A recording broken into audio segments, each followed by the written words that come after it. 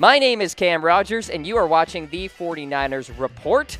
Let's take a look at the stock up, stock down as we enter Week 6. The 49ers in primetime taking on the Green Bay Packers. Stock going up still for this guy, George Kittle, emerging as one of the premier tight ends in the National Football League. The guy continues to roll. Even with the injury to Jimmy Garoppolo, still performing well. He has had at least 75 yards receiving in 4 of the 5 games this year. His yards per catch average of 18 is sensational. Ranks 3rd, actually, among all players in the NFL, not just tight ends. And like I said, Pro Football Focus holds him in high regard. Number 3 among all tight ends as we stand. So George Kittle, his stock continues to rise. It's really exciting to see him develop here in his 2nd year out of Iowa, continuing to become one of the premier targets on that offense for the 49ers. Speaking of young players, Mike McGlinchey, his stock is going up. He was actually named to the Pro Football Focus Team of the Week for Week 5, and last week he allowed just 1 hurry, no sacks, no hits, and delivered some nice blocks in the running game on his way to an 86.5 run blocking grade.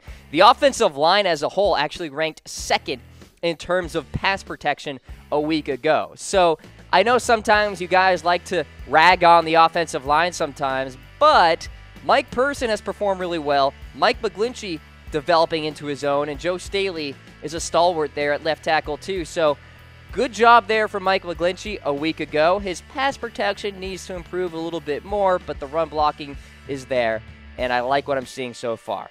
Stock is going up for the entire front 7 of the 49ers because they performed really well against their opponent a week ago in the Arizona Cardinals. Sheldon Day, DeForest Buckner, Earl Mitchell in particular, all perform really well. As you see Buckner on your screen, he leads the way on that front 7. They stuffed one of the premier running backs in the National Football League in David Johnson. David Johnson could not get going. And the Arizona Cardinals really could not get going on offense. It was the turnovers that were the problem for San Francisco, and that's why the Cardinals continued to score points. So the Cardinals finished with only 220 yards of offense, guys. 10 first downs, 2 for 12 on 3rd down conversions.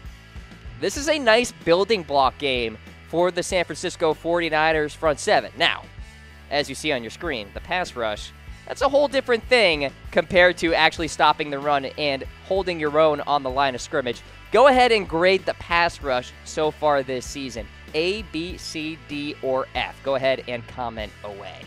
We are presented by BetDSI, ladies and gentlemen. Head to chatsports.com/bet. You can bet on the NFL, college football, and so much more. Use that special promo code CAM120 for that 120% deposit bonus. And I've got my NFL Pick'em game going on, ladies and gentlemen, giving out $25 to whomever wins my game. Very simple to get in on it, all right?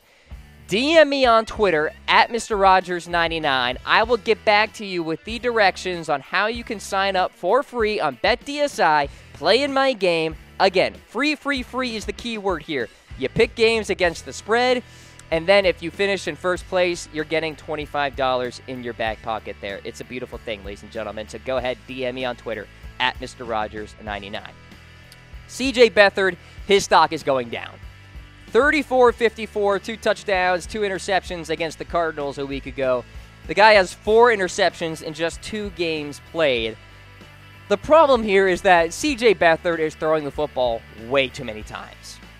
If I'm just looking at the box score of that Cardinals game and I see 54 attempts for CJ Beathard, I'm like, something went wrong. The San Francisco 49ers have to be way more balanced on offense. They cannot have a situation where Beathard is throwing the football, honestly, more than 30 times a game. If the 49ers want to win football games consistently, they have to control the line of scrimmage, run the football with Matt Breda when he is healthy, with Alfred Morris, and then utilize Beathard in the play-action game. 54 times. I know the 49ers were down much of this game. That doesn't matter. That's way too many times. All right, speaking of Matt Breda, his stock is, of course, going down because he probably will not be playing in the Week 6 matchup against the Green Bay Packers. Last week, got hurt. It's not a high ankle sprain. That is the good news. It's a mid-ankle sprain, so not as bad. Week 5 stats, 8 carries, 56 yards. Entered Week 5 in really good form. 3rd in the NFL in rushing, 1st in yards per carry.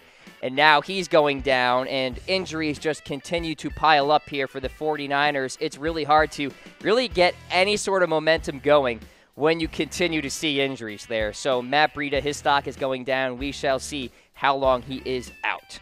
And then finally, Adrian Colbert, the free safety for the 49ers. His stock is going down because he gave up the 75-yard touchdown pass to Christian Kirk. It was not a Ahkello Witherspoon. Because what happened was, Christian Kirk was streaking down the field. Adrian Colbert was actually focused on an underneath route, and he bit on that underneath route. That left Ahkello Witherspoon out to dry because he thought he had help over the top by way of Adrian Colbert. And Colbert even admitted this, by the way. He knew that he made the wrong move there, biting on that underneath route. So overall, Adrian Colbert's stats, they're not very good, and his PFF grade, by the way, is brutal, 29.8. I've never seen a grade that low before, I'm pretty sure. That puts him 84th among all qualified safeties in the NFL. Adrian Colbert not having a good season so far for the San Francisco 49ers.